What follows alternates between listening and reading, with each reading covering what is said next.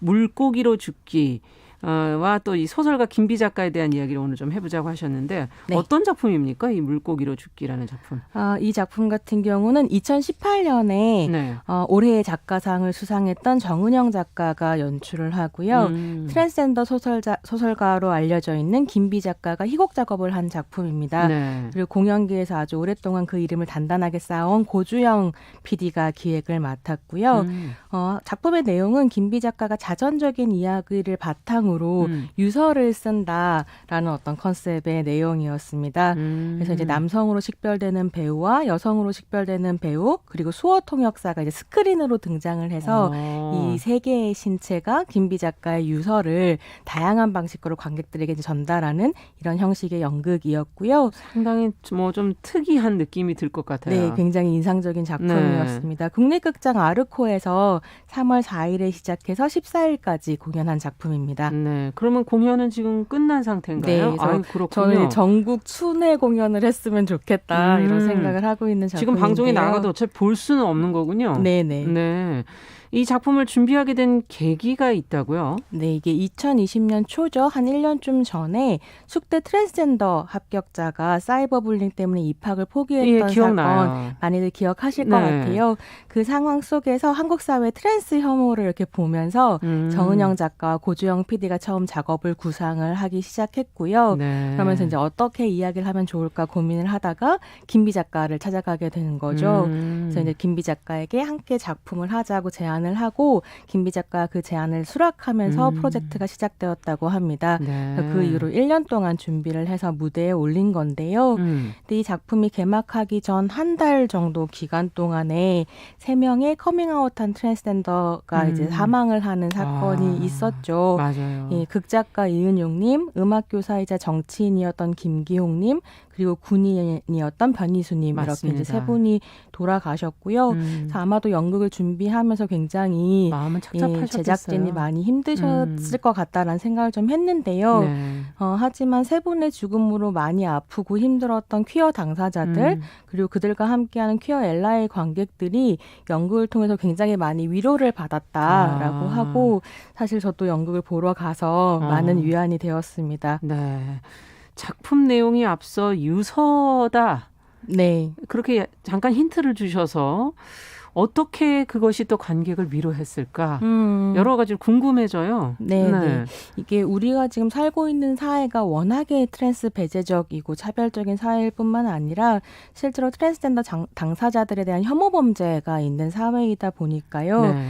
트랜스젠더 당사자들의 경우에는 우리 자연사 하자라는 말이 안부 인사가 된다고들 농담처럼 이야기하시기도 하는데 네. 사실 어떻게 보면 이게 농담이 아니기도 한 거죠. 그렇죠. 그렇다 보니 극단적인 선택이나 사고사가 아니라 한 사람의 트랜스젠더가 충만하게 자신의 삶을 잘 살다가 80이 되어서 자연사 하면서 남기는 유언 을 이제 함께 읽는 것, 특히나 우리가 이미 알고 있는 김비 작가가 남기는 뭐라 그럴까요? 30년 후의 미래를 당겨서 본 어떤 유서를 함께 읽는다는 그 느낌이 주는 어떤 위안 네. 그리고 좋은 감정들이 좀 있었던 것 같아요. 물론 네. 좋기만 한 것은 아니고 그 삶에 굴곡이 있고 뭐 트랜스 혐오를 또 온몸으로 살아냈어야 됐기 때문에 여러 가지 감정들이 이제 복받치는 부분들이 있지만 이게 30년 미래다라고 생각을 하면 좋기도 한 거죠.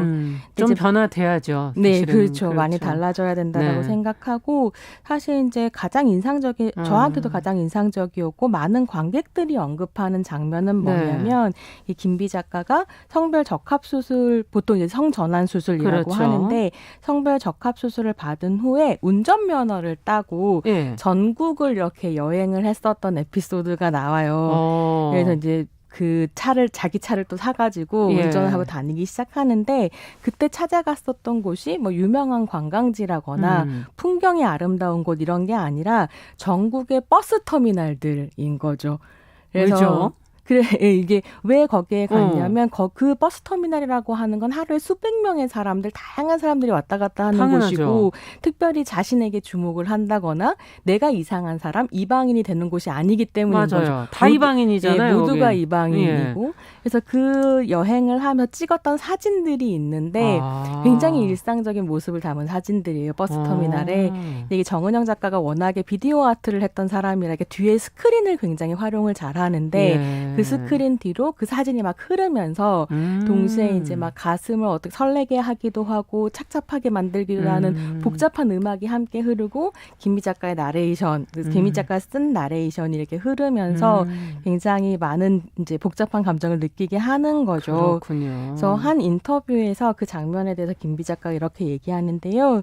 그때 느꼈던 자유라고 하는 것은 비로소 성인으로 인정받을 수 있고 보호자 동의 없이 어디든 혼자 갈 수 있는 10대 후반이나 20대 초반의 자유와 닮아 있었던 것 같다. 난 그런 자유를 수술하고 30살 넘어서 얻게 된 거다. 그 자유는 굉장히 선명한 것이었고 날 행복하게 했다. 근데 지금 느끼는 자유는 조금 다르다라고 이야기를 하는데 이제 나이가 50이 되어서 돌아봤을 때 지금은 좀 물끄러미 기다릴 수 있는 자유가 생긴 것 같다. 기다리고 바라볼 수 있는 자유 이런 이야기를 했는데요. 굉장히 인상적이었습니다. 네. 이게 가만히 보니까 한 인간의 나이듦, 그 안에서도 특히 성소수자의 나이듦을 저희가 좀 들여다볼 수 있게 하는 대목이 있겠네요. 지금 50대 얘기를 하니까 갑자기 와닿는 것 같기도 하고. 이 작품에서 중요한 주제 중에 하나가 성소수자의 나이듦이라고 하던데요. 어떻게 보면 자연사한다라는 그 상상력 자체가 나이듦과 연결되어 있는 것이기도 하죠. 근데 이 작품의 시작에는 김비 작가가 한겨레에서 지금 여전히 연재하고 있는 칼럼인 달려라 50호가 있었다고 해요. 달려라 50호. 이게 50호가 2020년에 이 칼럼을 김비 작가가 쓰기 시작했는데 그 해가 쉰이 되는 해였었던 거죠. 그래서 이제 50호라는 호자는 또 여자의 아들 자자 써가지고 그 호에서 굉장히 중의적인 의미를 가지고 있는 이런 칼럼인데요. 그 칼럼 중에 나에게 50은 트로피라는 제목의 칼럼이 있었어요. 그리고 이 칼럼을 보고 정은영 작가가 김비 작가에게 함께 작업을 하자라고 제안을 했다고 하는데 그 칼럼에 이런 내용들이 있는 거죠. 나이 50이 되었지만 나는 쓸모있는 도구라기보다는 서랍 속 어딘가에 처박아두고 잊어버린 용도를 알 수 없는 휘어진 것에 불과했다. 그리고 나에게 50은 뭐 그런 이야기가 지나간 다음에 그래도 나에게 50은 트로피였다. 대단한 걸 이뤄서가 아니라 온전히 살아남은 것만으로도 트로피였다라는 이제 문장이 나오는데 저는 어떻게 보면 이 두 개의 문장이 물고기로 죽기를 관통하고 있는 주제의식이 아니었을까? 그런 생각이 좀 들었습니다. 네. 앞서 공연의 그 어떤 형식적인 측면도 상당히 논의가 될 만한 얘기들이 많은 것 같아서 그 부분도 좀 얘기는 하고 가죠. 그래서 이 작품을 다원예술이라고들 하더라고요. 다원예술. 이게 무슨 의미입니까? 보니까 이제 다양한 매체와 다양한 기원을 가진 장르들이 섞여들어서 다원예술이라고 하는 것 같은데요. 말씀드린 것처럼 극 자체는 김비 작가의 독백처럼 보이는 작품이고 어떻게 보면 70분짜리 유서낭독이라고 볼 수 있을 텐데 그 무대 위에서 연극 그리고 키라라라고 하는 트랜스젠더 뮤지션이 또 음악을 했어요. 그래서 키라라의 전자음악, 스크린 뒤의 영상, 그리고 김비 작가의 문학 이렇게 다양한 장르들이 이렇게 섞여 들으면서 관객들에게 말을 거는 이런 작품인 거죠. 근데 저는 이 다양한 뭐 형식들 중에서 특히나 인상 깊었던 것 중에 하나가 수어 통역이었거든요.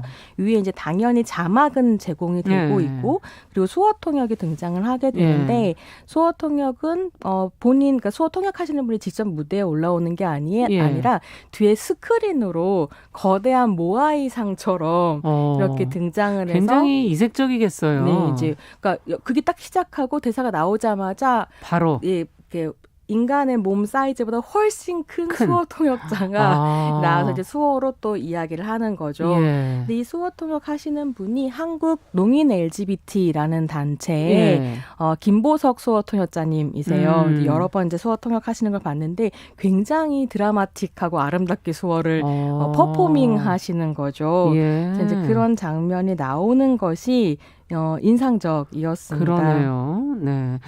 자, 그렇다면 지금 한 축을 또 담당하고 있는 김비 작가에 대해서도 좀 궁금해졌어요. 얘기를 듣다 보니까. 김비 작가 말씀 드리기 전에 사실 근데 여기서 조금 그 수어 통역에 대해서 더 덧붙이고 싶은 이야기가 그러셔요. 있는데 사실 그 수어 통역이 보통 연극 보러 가서 나오는 수어 통역보다 훨씬 더 인상적이었고 이게 뭐가 의도가 있지 않을까라는 생각을 했었거든요. 네. 근데 정은영 작가 개인 SNS에 이 부분에 대해서 그렇게 썼더라고요. 그러니까 정은영 작가는 수어 통역사가 어쩔 수 없이 추가된 것처럼만 보이고 의뢰 특정 서비스를 제공하려고 보완된 것처럼 보이지 않았으면 했고 작품의 형식에 자연스레 통합되었으면 했다라고 이야기를 하는데, 그러니까 말하자면 어떤 특혜를 주듯이 수어를 제공하는 것이 아니라 작품 안에서 작품 그 자체로 작품을 결정하는 그렇죠. 요소로 수어 통역이 들어갔으면 좋겠다라고 했던 것이고, 사실 물고기로 죽기 같은 경우는 이런 수어 통역뿐만이 아니라 휠체어 자리를 따로 지정하지 않았어요. 관객들에게. 보통 맨 앞줄에 이렇게 한쪽으로. 그러면 그 자리에서만 봐라라고 포션을 내주는 것처럼 느껴질 수 있는데 물고기로 죽기 같은 경우는 관객이 보러 가면 자기가 앉고 싶은 자리를 지정하는 방식으로 자리가 배분이 됐었는데 휠체어 사용자도 그렇게 자기가 원하는 자리에서 볼 수 있도록 보는 게 전혀 달라지죠. 각도가. 했고 그것과 더불어서 안내인들이 입이 보이는 형태의 마스크, 앞에 아크릴로 된 요즘에 그거 있더라고요. 를 사용하면서 입술을 읽음으로써 의사소통을 하시는 분들이 있거든요. 그래서 입술 읽는 것을 편하게 이렇게 만드는 이런 준비들을 했다는 것도 저는 인상적이었습니다. 네, 예술이라는 게 역시 기존의 어떤 상식을 이렇게 깨워주는 부분은 분명히 있구나. 우리가 수어 통역이라는 것을 하나의 어떤 보조적 장치로만 생각하는 우리의 관습을 한번 탁 내려쳐주는. 그러니까요. 참 놀랍다 이런 생각이 드네요. 자, 시간이 많지 않아서 그러면 끝으로 정리를 좀 해주시죠. 그리고 김비 작가님은 나중에 또 소개할 수 있는 기회가 있으면 좋겠는데요. 마지막으로 드리고 싶은 이야기는 이 이제 작품을 걸면서 국립극장 아르코에서 트랜스젠더의 권리는 인권이다. 트랜스 라이츠 are human rights라는 문구를 이렇게 창문에 붙였어요. 사실 우리가 기억해야 할 것은 이 메시지가 아닐까. 정은영 작가가 마지막으로 그런 얘기를 했는데요. 성별을 바꿨다는 사실은 너무 자주 한 개인이 살아온 삶의 촘촘한 경험과 변화의 투쟁을 사소하게 만든다라는 얘기를 했는데 우리가 이것을 사소하게 보지 않는 어떤 태도 같은 것들이 필요하다는 생각입니다. 어느 누구도 잘한 인간으로 살아갈 수 있게 하는 게 그게 정말 제대로 된 사회가 아닐까 하는 생각도 드네요. 자, 오늘 손희정의 문화비평 연극 물고기로 죽기 같이 살펴봤습니다. 말씀 잘 들었습니다. 감사합니다. 네, 정용실의 뉴스 브런치 수요일 순서 같이 인사드릴게요. 저는 내일 오전 10시 5분에 뵙겠습니다. 감사합니다.